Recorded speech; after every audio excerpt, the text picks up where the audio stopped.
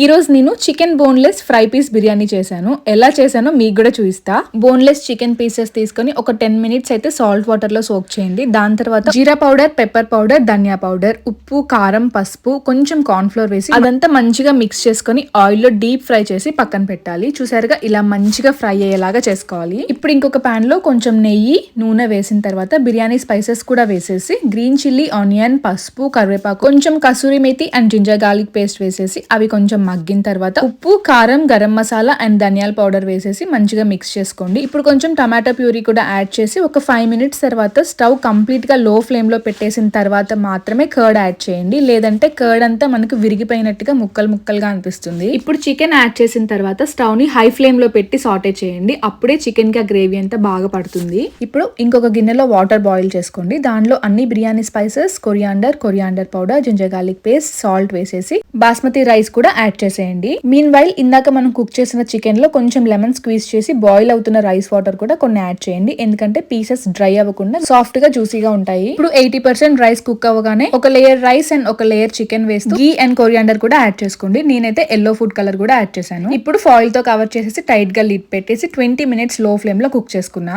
చూసారా chicken fry piece biryani ఎంత ఈజీగా చేసేసుకోవచ్చో. మీరు కూడా ఒకసారి ఇంట్లో ట్రై చేసి టేస్ట్ ఎలా ఉందో నాకు కమెంట్ చేసేయండి. అండ్ ఇంకా ఎవరైనా మన ఛానల్ ని సబ్స్క్రైబ్ చేసుకోకపోతే ప్లీజ్ సబ్స్క్రైబ్ చేసుకొని ఫ్రెండ్స్ అండ్ ఫ్యామిలీ కూడా షేర్ చేసేయండి.